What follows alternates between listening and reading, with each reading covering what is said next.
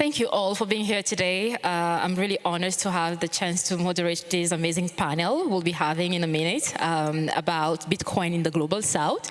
I will be joined on stage by some of the folks that are really driving innovation and adoption in the Global South, which represents more than 2/3 of the global population. And I would like to welcome on stage my first panelist here, Hermann Vivier.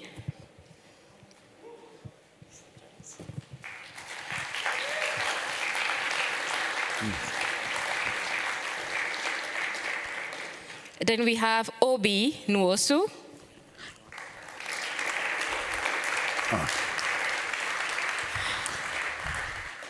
We have Rocelo Lopes.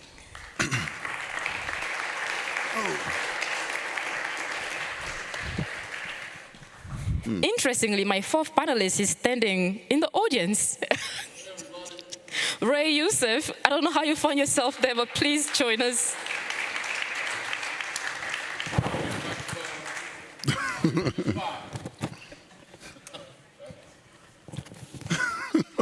Well, thank you for joining us. I'm really excited about this conversation because we will be exploring how Bitcoin can bring financial freedom and stability in the global world, in the global south, especially for those who have been excluded completely from the existing financial and banking systems. And I'm glad that we have people working really hard to ensure that Bitcoin is not just a tool for speculation, but then a resource for people to be able to move money more easily, but also provide them an opportunity to improve the quality of their lives. So my first question is actually going to go to Ray. Why did you orient your solution to the Global South? You started at Paxful, and now you're with CivKit, and your entire work has been focused on providing resources and solutions for people in the Global South to be able to trade peer-to-peer. And what actually drove that decision? So I wish I could say I was some brilliant business strategist and I just saw the immense potential of the Global South by going through all the data, but that's not true. It's just not true.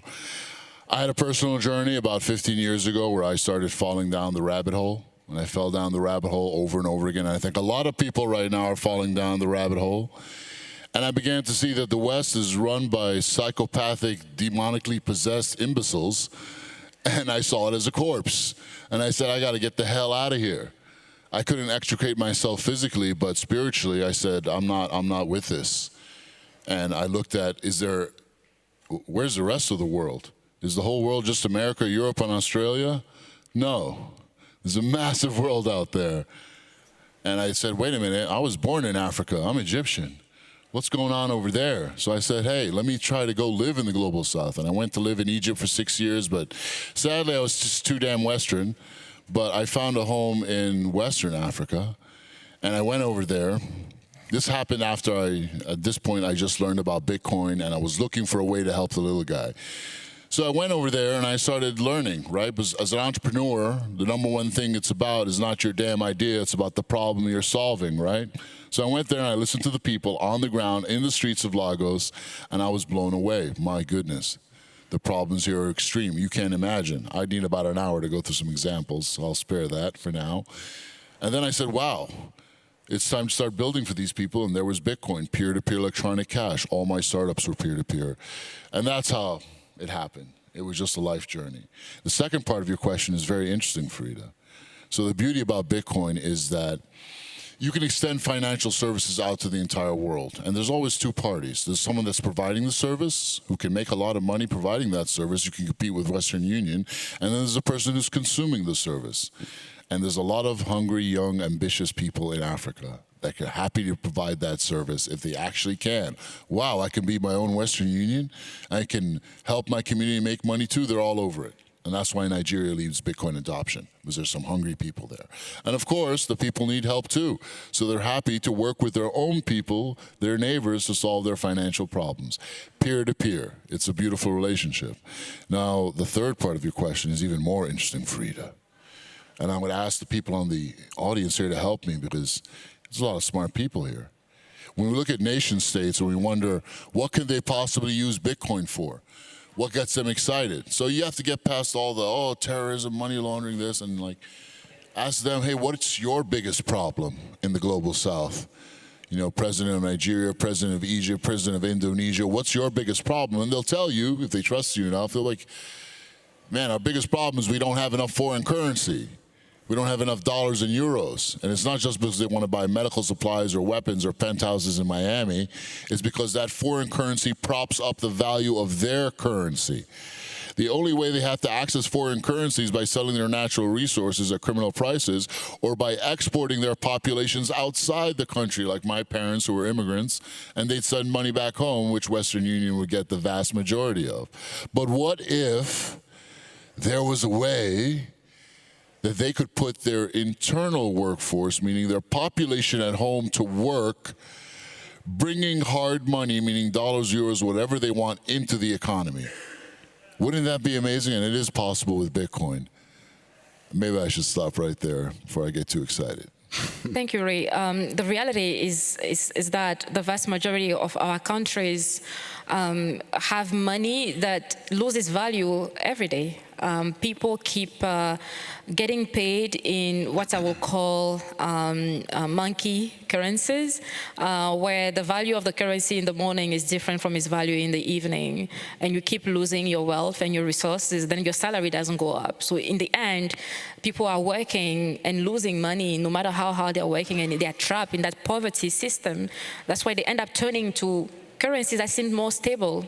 Currencies from the West, Europe, America, offers more stability and safety than their local currencies. And you're right, Bitcoin provides an alternative for that. But then we have also noticed that there's a lot of infrastructural challenges to getting Bitcoin to people in many parts of the global south. And I'm going to take this question to Obi. How do you really see us navigating those challenges? And how can Bitcoin help us improve the financial landscape in the global south? So thank you for that. So I am one of the founders of a company called Fedi, and we effectively help communities globally to level them up with a technology called Fediment. And as part of that, we're for communities everywhere, but one of our biggest focuses are communities in disempowered communities. So that may be people who are refugees or displaced people, or it could be people who are living in parts of the world where they don't have the resources that we take for granted here. Obviously, Africa, Latin America, Southeast Asia are places with many communities like this. And so what we do is we go on the ground, we have our technologies, Bitcoin, Lightning, Fediment, and others, and we provide them a solution which is part technology, part people as well, because you need this human element as well to support, educate, and just answer any questions they have to work. And we had all these ideas going into these communities of how to solve problems for them when we launched, and we've been working with a number of communities in Africa, in Latin America, etc. But very quickly we found that we had to be schooled by the communities themselves. The challenges they have are, in terms of the money, definitely there, but there are many other challenges beyond that. One example is, for example, internet connectivity. We see stats that internet penetration is expanding across the global south, which it is, and mobile phone penetration and smartphone penetration expanding, which it is. But when you see a tick mark in a stat saying they have internet, they have smartphones, that is not really the full story. For example, you might find that one mobile phone is shared amongst multiple people. So you need to make software that takes that into account. You might find that when they have internet, it's very intermittent, incredibly expensive, so you have to be careful of the data usage you use when you're dividing your applications. It also has to be able to work in environments where people go for many hours or days without internet, and if you use up their data, they have to spend 3 or 4 hours walking to get more credits before they come back and start being able to use. Again, most apps are designed in a world where data is basically there 24/7. So not only does this require rethinking of how we build all our applications, But it also we have to rethink how we provide internet to some of these communities. We cannot just rely on a data connection. So there are lots of projects around this. Some people have tried to work in conjunction with telecoms operators. Others are deploying mesh networks. But there are some fundamental infrastructure challenges that we have to think about before you even get to the software. And then there are challenges around the human aspect of it. This was something that was just mentioned, but if I have Bitcoin, what do I do with it? For most people, they will want the stability if they are not people who are fortunate enough to be able to have savings. The volatility of the price can be very damaging to them, and so they need solutions to that. Also, even if they accept it, all the people they transact with may not. They still may accept the local currency. So you need mechanisms to be able to convert from Bitcoin to the currency that everyone else they deal with understands. So again, all these things have to be solved in terms of the infrastructure, the human infrastructure, the on and off ramping infrastructure, the telecoms infrastructure. Thank you, Obi. And this will take me now to Rocelo. You're also working in the Global South, more specifically in Latin America. How does Bitcoin compare to other digital payment solutions in terms of cost effectiveness for cross-border transactions? Well, there's a few things that in Brazil, well, I'm from Brazil, that over there, what using Bitcoin to make people to use either in cross-border payment or even to pay the coffee or to pay a bread, to pay anything. What we did there, we understood exactly how the entire market works. The good part, Brazil has a brilliant payment system developed by the central bank, called PIX. What we did, we integrate the blockchain straight on the bank chain system. So now the user control his own private key, and he can spend those Bitcoins or USDT or Tether Gold instantaneously in any store in Brazil that accepts PIX, which is 99% of the entire country use that. So basically, we connect the blockchain world, which the user has the private key and control his own money, and we connect straight on the entire banking system. So I don't have to go to a coffee shop and try to convince him to accept Bitcoin. Let him to go to Bitcoin when he's ready to, because the regulation in Brazil does not help him to accept Bitcoin. It's too much things that need to do, the red tape, and then the regulator, they have to do a lot of the stuff to be able to accept Bitcoin. I say, keep on the fiat then, and let the user, especially the foreigners, that they do not have access to the financial system, the traditional one, to use his wallet to pay anything. So let's focus in the user, and then the user will be able to use anytime, 24/7, to that system. And that including 24,000 ATM machines in the country already available, plus 13,000 shops that you can go there and exchange Bitcoin is straight with the fiat currency and vice versa. So then now, if someone is in South Africa, in New Zealand, anywhere, can transfer money to any person in Brazil, or can even pay a QR code for PIX when the person is straight on the tool for the supermarket. So basically, we are using the entire blockchain to connect the entire world in Brazil and Brazil to the entire world. That is the best way to actually connect. And then for the user, any foreigner that goes there to Brazil can use that. So how it helps? Yeah, the entire world can use Bitcoin. Fantastic. Does a store in Brazil or any merchant needs to use Bitcoin? No. But for sure, he will try to understand why a foreigner can pay him with PIX. He's going to have that question. So let's put that question inside everybody's store's mind. And just to finalize that, just to explain this thing, how we did in Brazil, now every single day there is average 500 transactions of Brazilians going to Argentina, paying in Argentina from their bank app.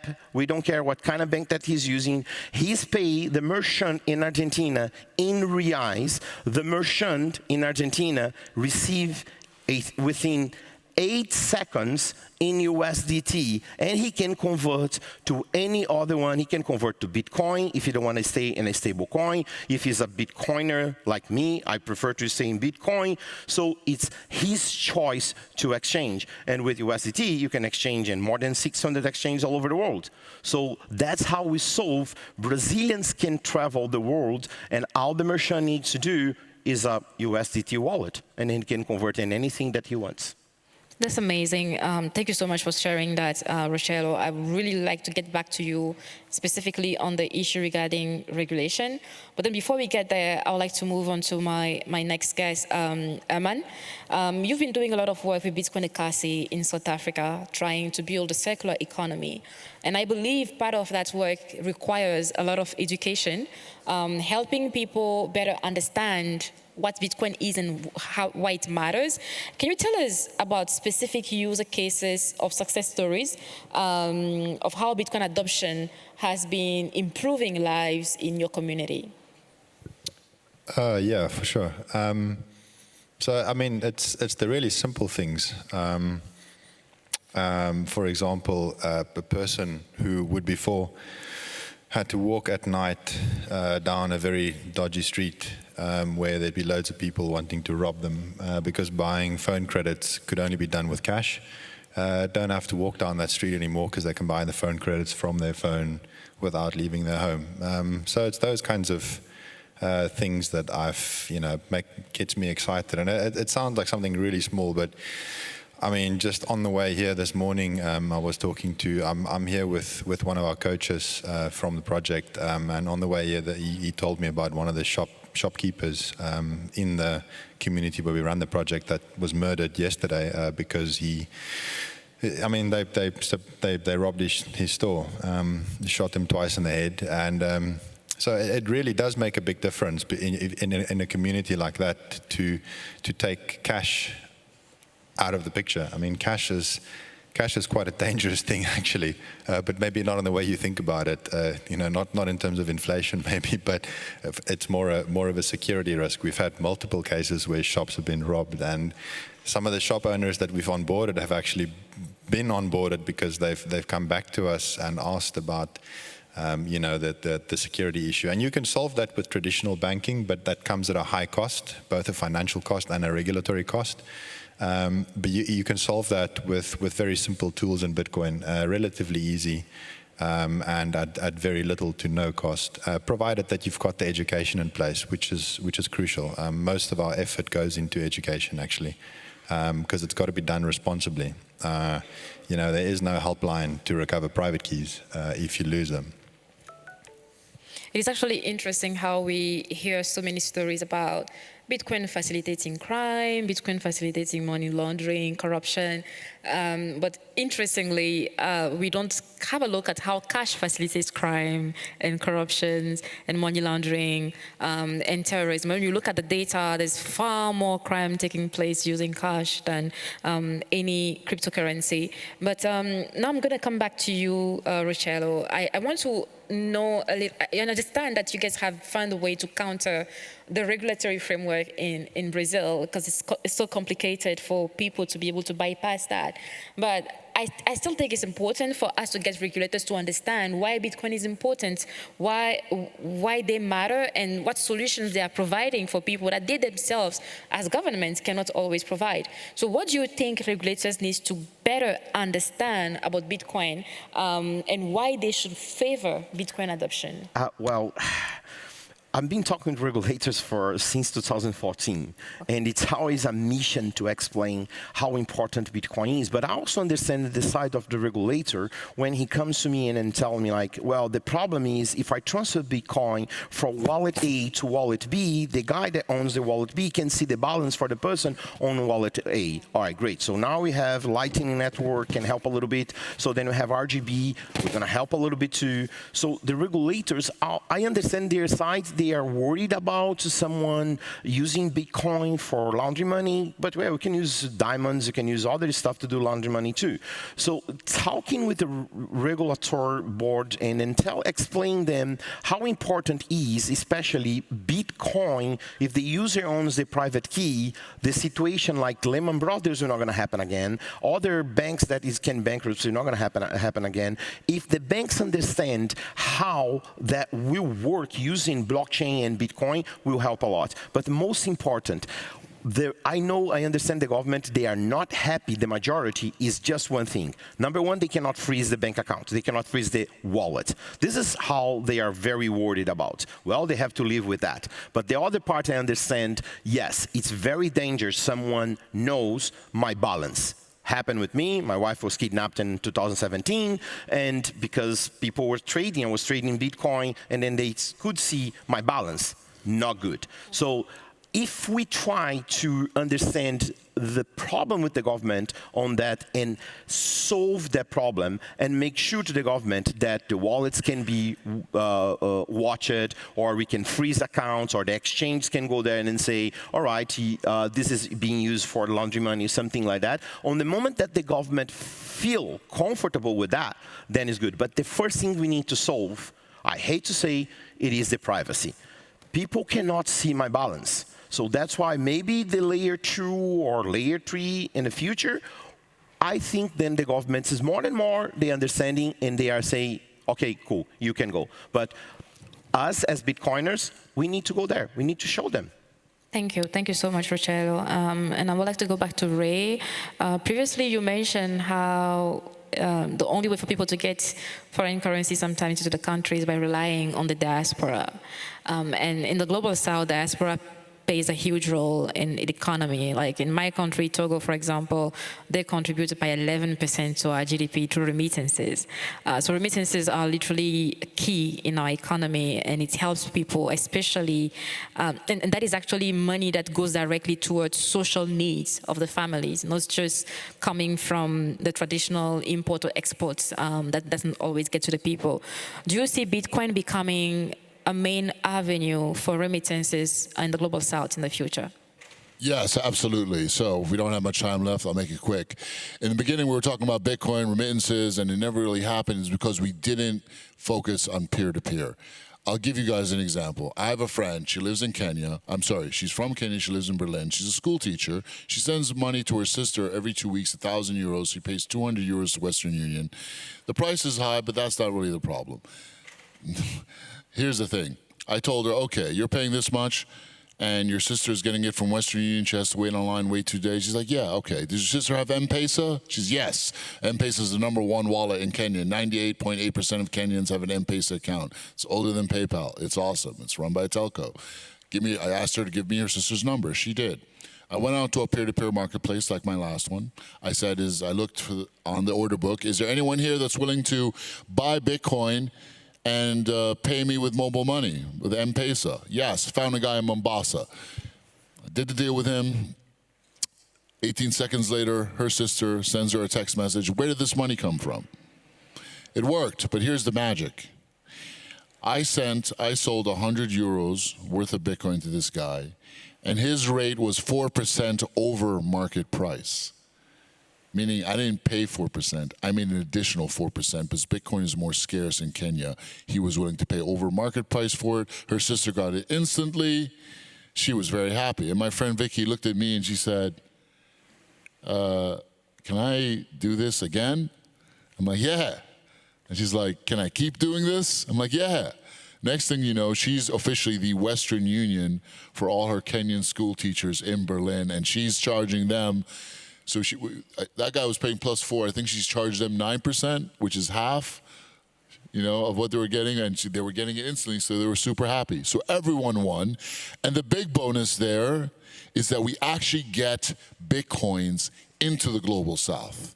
That's huge because it's so hard to get money out of the global south to the west, to China, to buy the Bitcoin. It solves a massive problem. It's like a triple win every which way. When the Nigerians figured this out, they took it to such a level that remittances went down by 98%. But the Nigerians just said, all right, forget that. And they went all out on that. And the government freaked out and they kind of banned crypto in Nigeria. But guess what?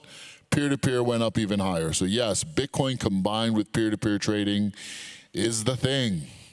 All right, thank you, Ray. Unfortunately, we're running out of time, but then there's one more question that I wanted to ask before we go. I'm gonna ask Obi, how do you actually see Bitcoin as a technology being leveraged for social and economic purposes in the global south? How do we really ensure that the most marginalized communities are not excluded from this technology?